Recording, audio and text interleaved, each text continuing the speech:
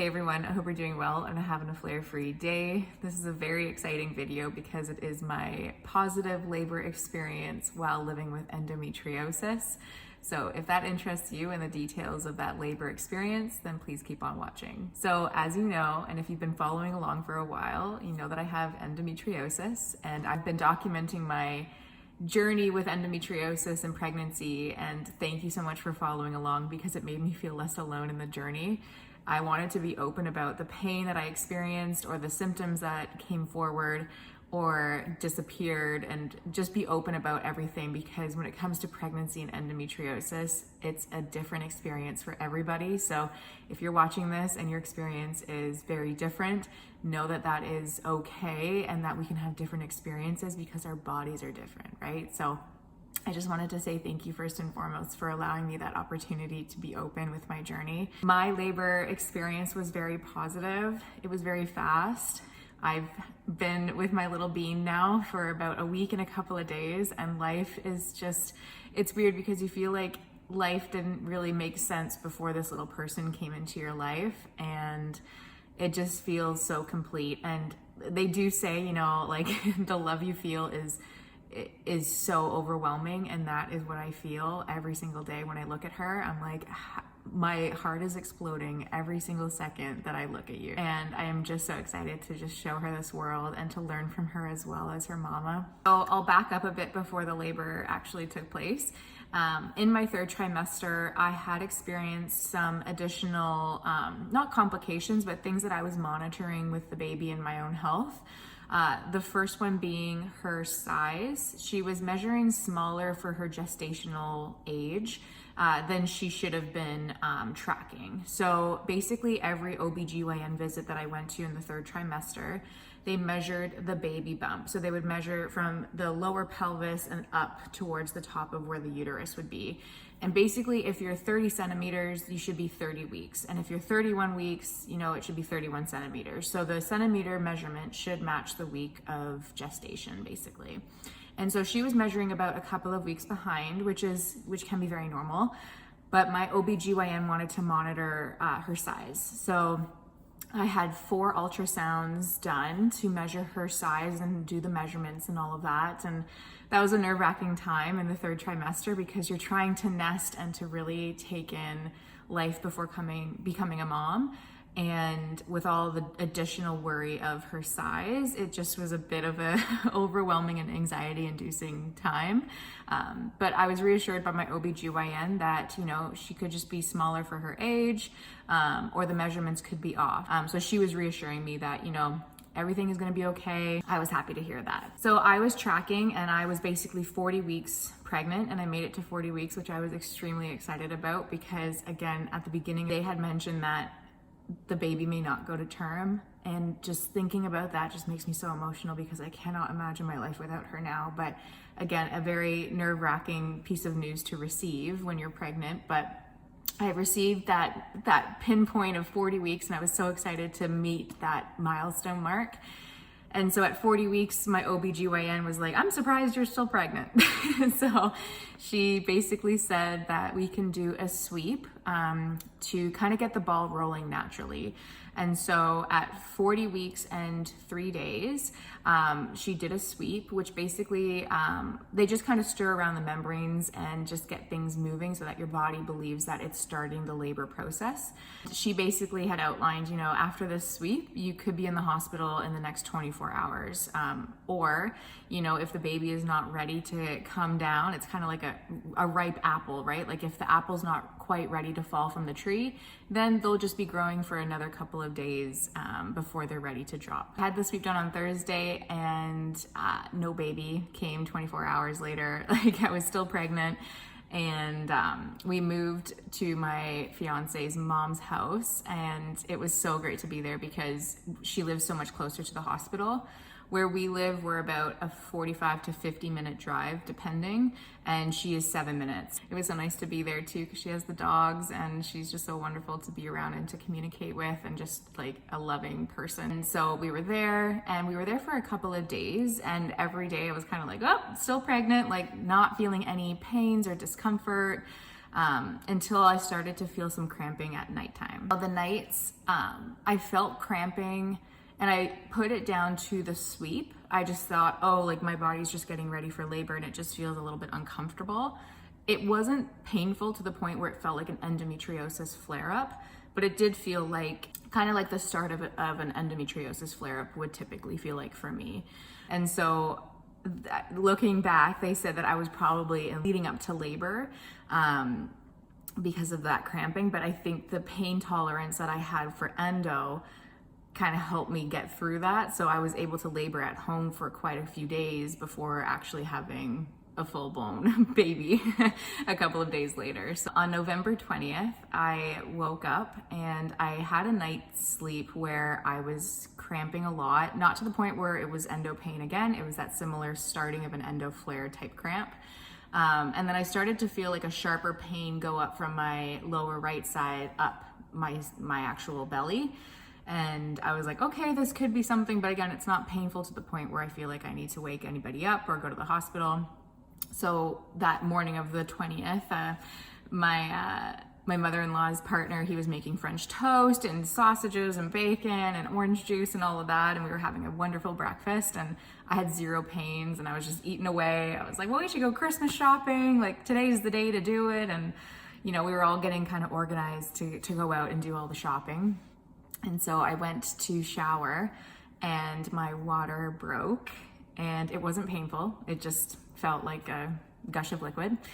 And I was like, I don't know if that was my water breaking or I just like peed myself a little bit. So I was like, okay, I'm just gonna monitor it. But right away, my cramping started to kick in and it was starting to feel like a sharper abdominal cramp. And so I was in my head, I said, I should probably shower, which is a weird thought to think when you think your water broke. But I was like, I want to shower in case I don't get the chance to at the hospital.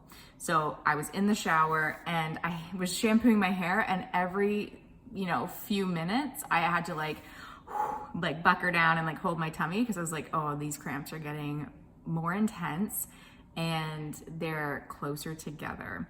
So at this point, my cramps were probably around 5 to 6 minutes apart. And they say head to the hospital when you're 5 to 7 minutes apart for contractions. And so I called Nick and I was like, Nick, like come quick. Like, I think this is time. Like, I think this is actually, we need to go to the hospital. And he was so supportive. He was like, okay, we're on it. We're not going to Costco. We're going to the hospital. He grabbed all the hospital bags and loaded the car. And I was kind of trying to get ready, but again, those cramps just kept coming. And I noticed in my brain that the cramps are getting shorter and shorter, which means I need to get to the hospital now. And so we got in the car and Nick was driving perfectly, fast, but perfectly to the hospital. And I was like, it feels like endometriosis pain. And that's the best way I can describe it for me. It's really painful but it's a pain that was familiar to me, that I was like, okay, I can breathe through this type of pain.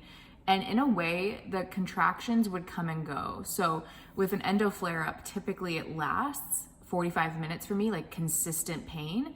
Whereas contractions was like, okay, I'm in pain for like a good minute and then it goes away. And then you're in pain for another minute and it goes away. And so that was kind of a nice relief that I didn't have with my typical endo flares, because you're always in constant pain for that time frame. Whereas contractions, I was like, oh, it's endo pain, but then it's gone. So that was a nice kind of blessing. The pain, again, felt like endo pain, but more pressure. So you feel more pelvic pain pressure, and I felt a lot of pressure in my back.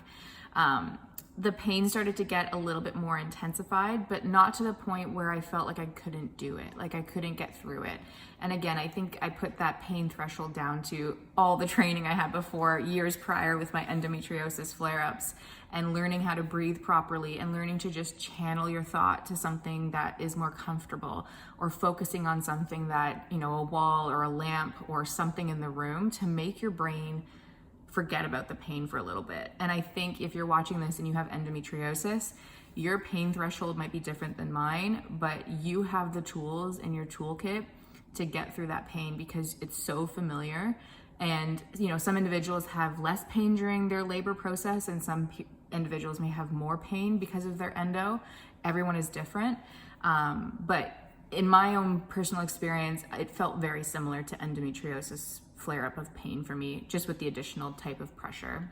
So I got to the hospital and they checked me in and they were like, hey, and I was like, I'm having a baby, get me medicine stat. Like, don't wait on it. I need like an epidural if it's available, because again, we're living in a time where there's an epidural shortage here in Canada. But I got there and they checked me in right away, which was awesome.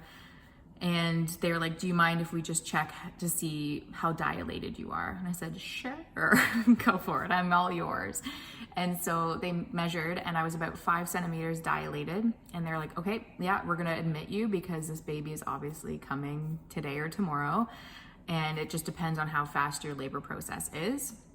And I said, okay. And during that time, that contractions were still coming through. So I was kind of in and out of the conversation, which the nurses and doctors there were unbelievable, so supportive, and just like allowed me that time to not talk during those moments.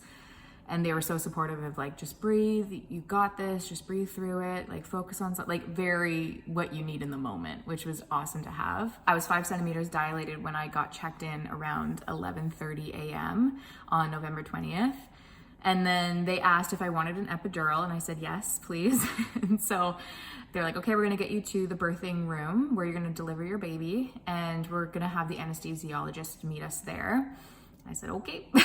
So they popped me in the wheelchair and they rolled me off to the room. And by the time we got to the room, which was like 5 or 10 minutes later, I was like, this baby is coming. Like the pain is coming more intensely. The contractions are shorter apart. I was like, I feel like I just kind of made it in time to the hospital because the contractions were not even like distinguishable from each other. Like one would come and then the next one would come right away. And so they were trying to find a spot on my arm to put the IV in before the epidural. And they were trying to find little spots here and there. So I was getting poked and prodded a little bit because my veins were apparently very tiny. I was like, I just get me the epidural please quickly, because I just like want that pain relief during this whole process. I think part of it too was I was a bit scared of it getting worse because I was used to that endometriosis pain threshold, and I was like, I don't know if I can take it if it gets worse than this. And if you have endo, you kind of know what that feels like of, if this gets any worse, I don't know how I'm gonna feel. And so they finally got the IVs hooked up and the anesthesiologist was there for the epidural. And they basically had outlined that I have to sit very still to have the epidural, especially during contractions, which is the hardest part I found during the labor experience, which is weird to say. But like when you're having that amount of pain and you're told not to move, you get in your head of like, there's a needle going in your back. Like you want to make sure that you're not moving. So Nick, it was right in front of me and he was amazing. And he's like, you got this, Em, you got this. And I was like, okay. So I was holding onto a pillow while the anesthesiologist was behind me doing the whole epidural thing. And during those contractions, I was just breathing through. And again, it felt like endo pain with a bit of that pressure. And I didn't even feel the needle go in, to be honest, because I was so focused on just monitoring my pain. I started to feel no pain at all. Like it was just more pressure, which was amazing. And we made a little clip here when I was actually coming into that zero pain life in the hospital with the epidural flowing, and I'll post a little bit here, but it was just basically a conversation between Nick and myself. I'm feeling great. How are you feeling, my dear? Feeling good. Baby's probably an hour away. Yeah, she's moving. We got here, water broke at 11 before we got here. That's right. And then we drove 7 minutes. 5 centimeters dilated. Was here an hour. She was 8 centimeters dilated. Now they feel the head. So this is a very fast process. I'm up on epidural, which is yeah. And Nick is doing wonderful. Nick is the best. Emily's the best. I had good ice. Always have ice on hand. Yeah. Ice. Especially because it's damn hot in here. It's hot. It's hot. And I have a peanut ball. Yeah. Look at that peanut ball. You can see one ball. There's the other ball. Love ya. Love you too. So basically, I was feeling great, and I was, during that time between like epidural and pushing, I was FaceTiming everybody. I was like on a high of like this whole like drug thing. I was like, this is amazing. Like, I'm zero pain. Let's call everybody. And I FaceTimed my mom and dad, and they were like, I don't think we should be here. Like, are you okay? And I was like, yeah, I'm great. We're having a baby. And they're like, okay, like, great.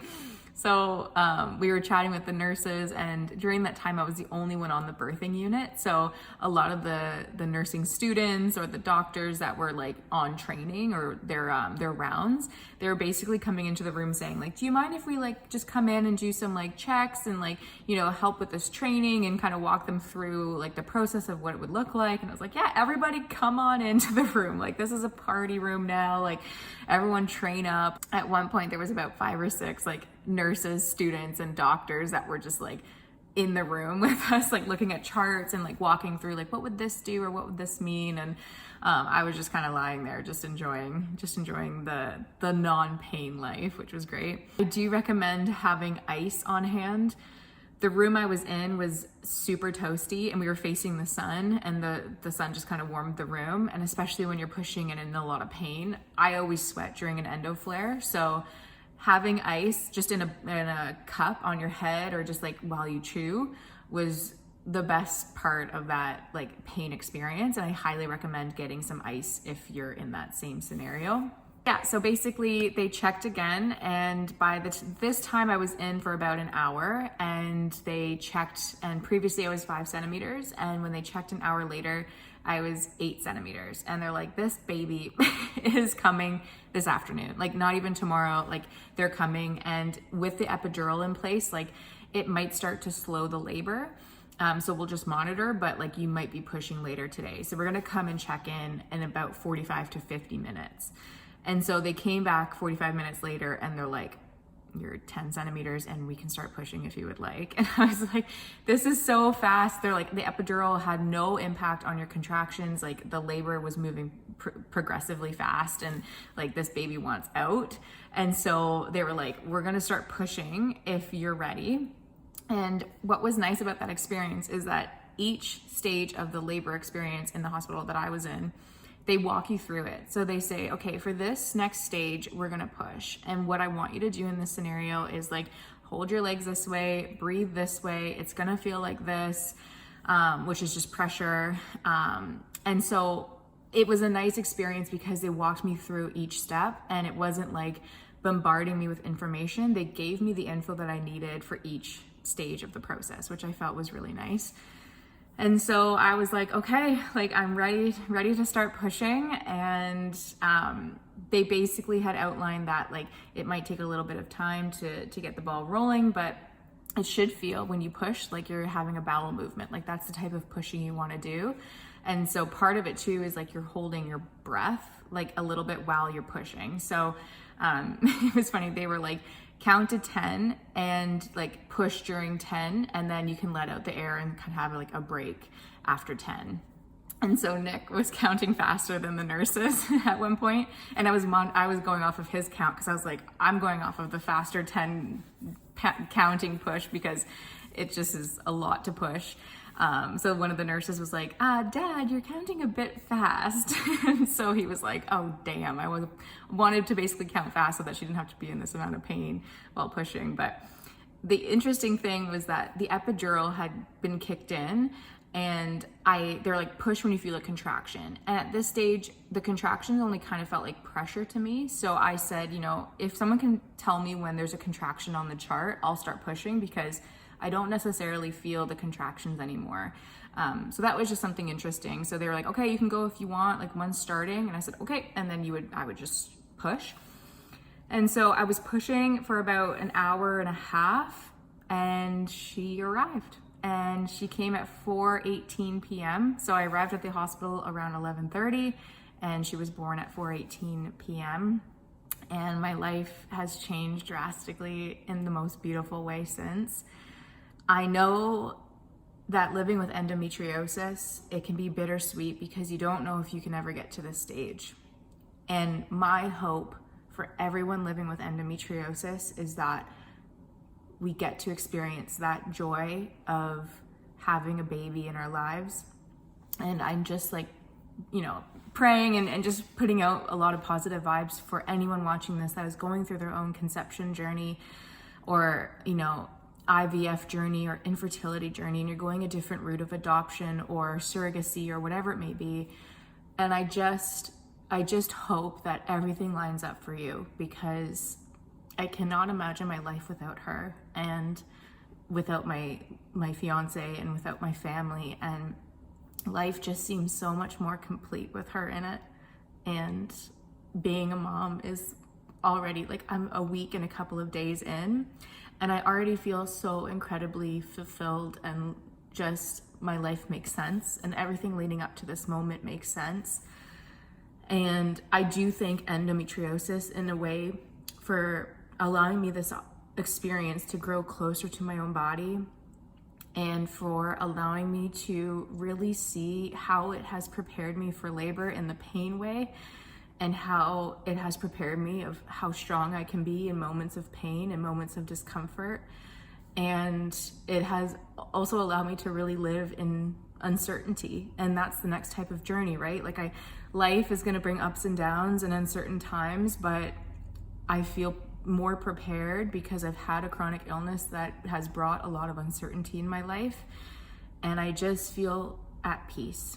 And that's the best way I can describe this experience right now. And I'm just so thankful. I'm just so thankful. And if you're watching this, I hope you're doing well. And I hope that whatever you decide to choose in your journey, whether you want kids or not, or you're interested in it, but you're scared of the pain, I want to tell you, first and foremost, that you can do it.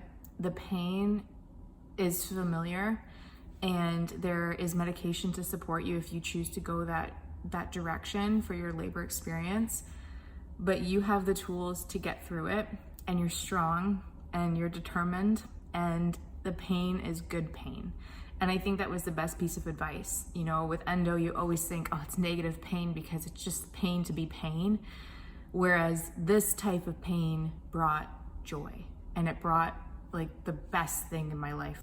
It's just good pain. So just kind of remember that if you're going through it, or you're coming up to your delivery date. If you're on your own conception journey and you're dealing with difficult obstacles, know that I'm here for you, and I can only imagine what you're going through. Just know that I'm thinking of you, and I think you're so incredibly strong, and I'm thinking of all of you if you're going through that process. So yeah, it was overall a very positive labor experience, and I would do it again in a heartbeat. I'll keep you updated on if my endometriosis pain returns, in the couple of months that, follow this experience.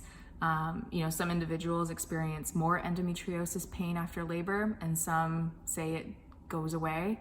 In a lot of popular culture, it says that, endometriosis is cured by becoming pregnant. As I like to say, that can be a dangerous statement to make, because some individuals are not able to become pregnant.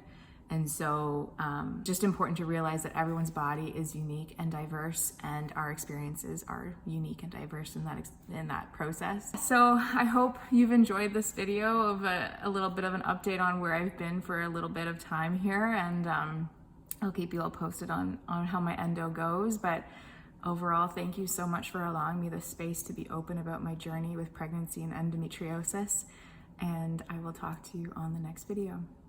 Bye.